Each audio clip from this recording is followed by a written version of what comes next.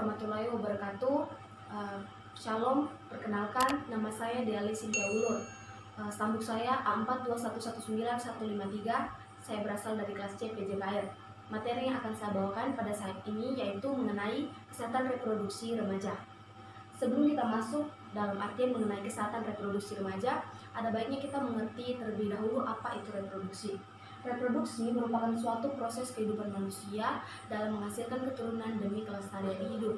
Reproduksi merupakan suatu proses biologis, suatu individu dalam menghasilkan individu baru. Nah, reproduksi secara umum juga terbagi menjadi dua, yaitu reproduksi secara seksual dan reproduksi secara aseksual. Saatnya kita masuk pada pengertian dari kesehatan reproduksi remaja. Kesehatan reproduksi remaja adalah suatu kondisi sehat yang menyangkut sistem, fungsi, dan proses reproduksi yang dimiliki oleh remaja. Nah, akibat perubahan dari fungsi reproduksi remaja itu mengakibatkan perubahan fisik dan perubahan hormonal, yaitu perubahan fisiknya terbagi menjadi dua, yaitu perubahan secara eksternal dan perubahan internal. Nah, perubahan eksternal meliputi tinggi badan, berat badan, dan proporsi tubuh. Sedangkan perubahan internal meliputi perubahan sirkulasi, pencernaan, dan pernafasan. Nah, perubahan eksternal tinggi badan. Pada remaja laki-laki dan perempuan, perubahan eksternal tinggi badan jauh berbeda.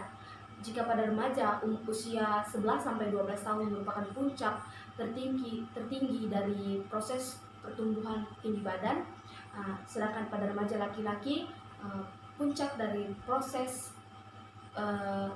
pertumbuhan tinggi itu berkisar pada usia 13-14 tahun. Nah, perubahan eksternal berat badan. Jika pada remaja perempuan, perubahan eksternalnya itu berpuncak pada masa sebelum dan sesudah menstruasi pertama, berkisar penambahan berat badan sekitar 10 kg. Sedangkan remaja laki-laki akan mengalami penambahan berat badan beberapa tahun setelah remaja perempuan, berkisar 13 kg pertambahan berat badannya.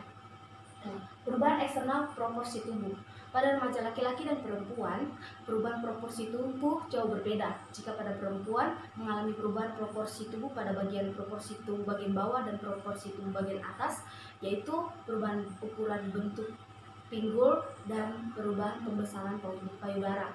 Sedangkan pada remaja laki-laki akan mengalami pembentukan jaringan otot. Itu disebabkan oleh banyaknya jaringan otot yang dimiliki remaja laki-laki dibanding dengan remaja perempuan.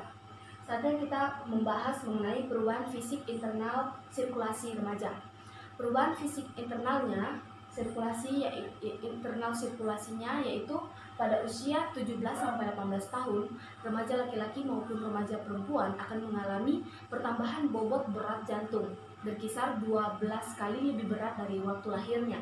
Nah, sedangkan pada pembuluh darah akan mengalami perpanjangan dan penebalan pembuluh darah menuju kematangannya.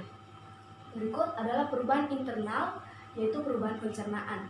Pada remaja laki-laki dan perempuan, perubahan internalnya pada bagian pencernaan yaitu perubahan usus, perubahan bobot berat hati, dan perubahan panjang kerongkongan.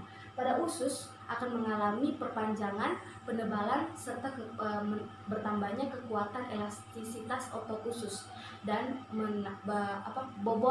bobot dari hati akan bertambah, sedangkan kerongkongan akan mengalami pertambahan panjang. Perubahan internal pernafasan.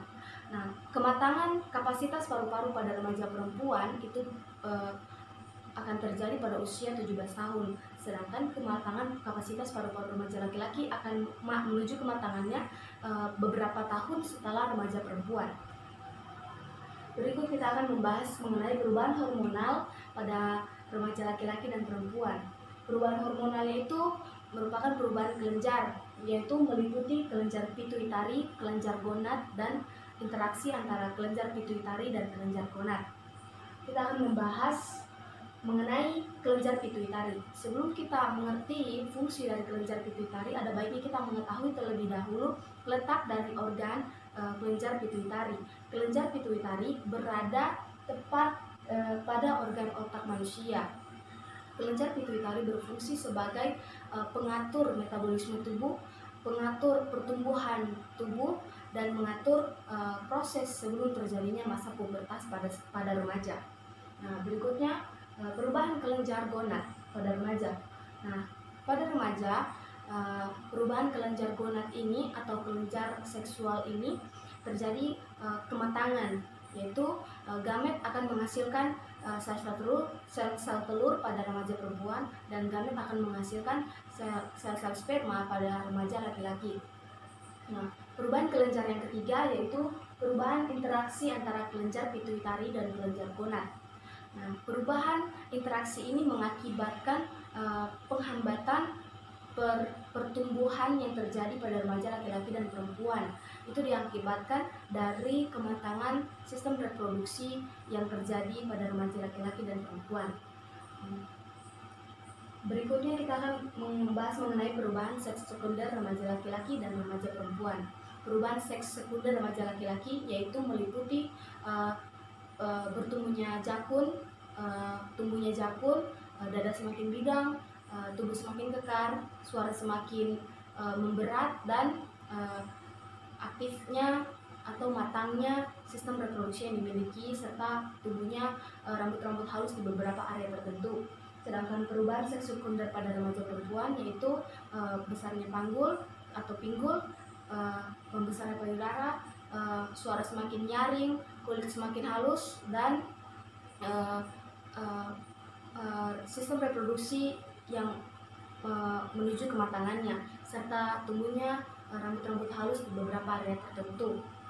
Berikutnya kita akan membahas mengenai perilaku seksual pada remaja. Nah, perilaku seksual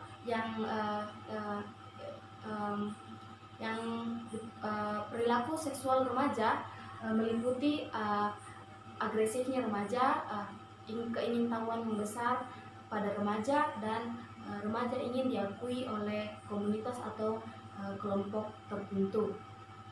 Oke, sekian dari presentasi saya. Jika lebih dan kurang saya mohon maaf. Assalamualaikum warahmatullahi wabarakatuh.